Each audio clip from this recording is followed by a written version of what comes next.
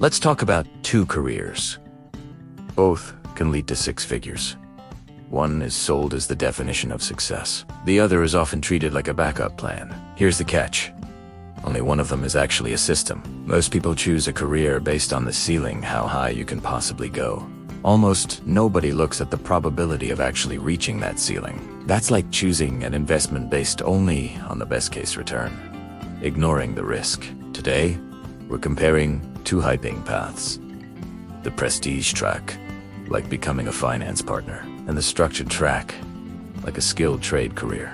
They might have the same income potential on paper, but they have completely different risk profiles in real life. First, the prestige track.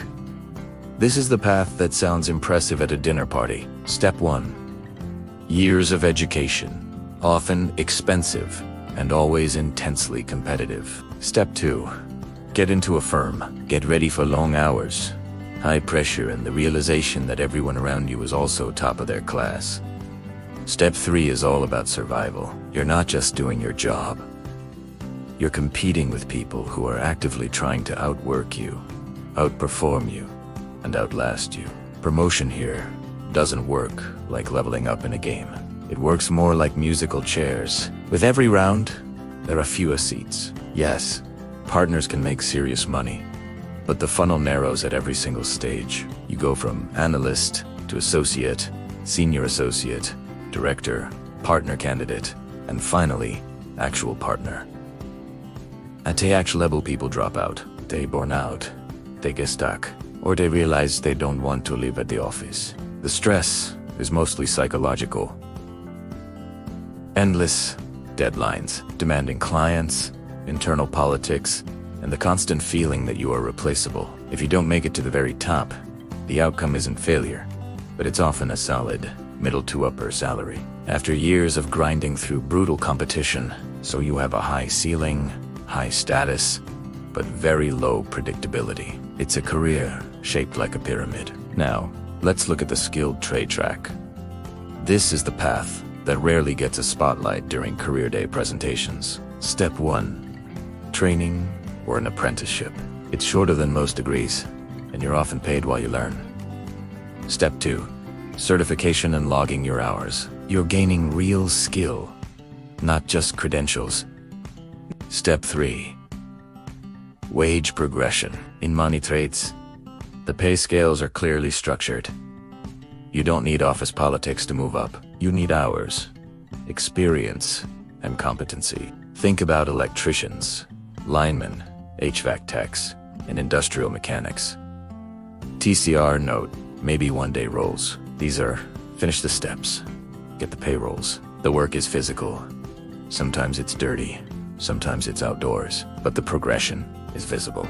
You can look at the path and say, if I do X, Y, and Z, my rate increases. Overtime is common.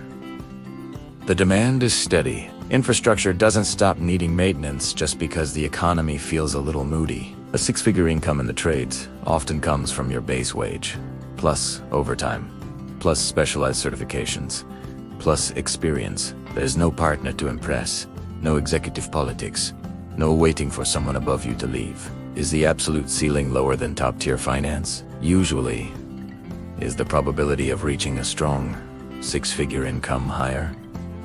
Also, usually, this career is shaped like a ladder. So let's stop pretending this is about office versus tools. This is about risk. The prestige path gives you a very high income ceiling, but a long timeline, extreme competition, and high psychological stress. If you're stale, your income is decent, but not elite. The probability of reaching that top-tier outcome is much lower than people assume. The skilled trade path has a high income ceiling, a moderate timeline, and moderate competition with physical demands. If you stall, you still have a strong income. The probability of hitting six figures is much higher than people assume. One path depends on surviving a funnel. The other depends on completing a sequence. One is a career lottery that involves skill.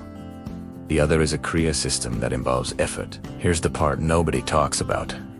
Prestige is visible. Probability is invisible.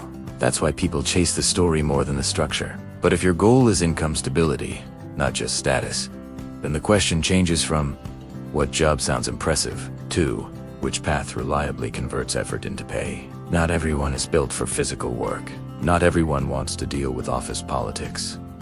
But pretending both paths carry the same risk, that's just bad math. The highest paying career isn't automatically the best career.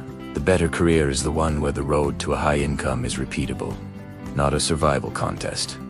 The ceiling matters, but probability matters more. And most people never run the numbers before committing a decade of their life. If you want more career decisions broken down like this, looking at the income, the timeline, the risk, and the reality, that's what this channel is all about. No hype. No follow your passion speeches. Just an honest look at how the paths actually work. Thanks for watching, and be sure to subscribe for more.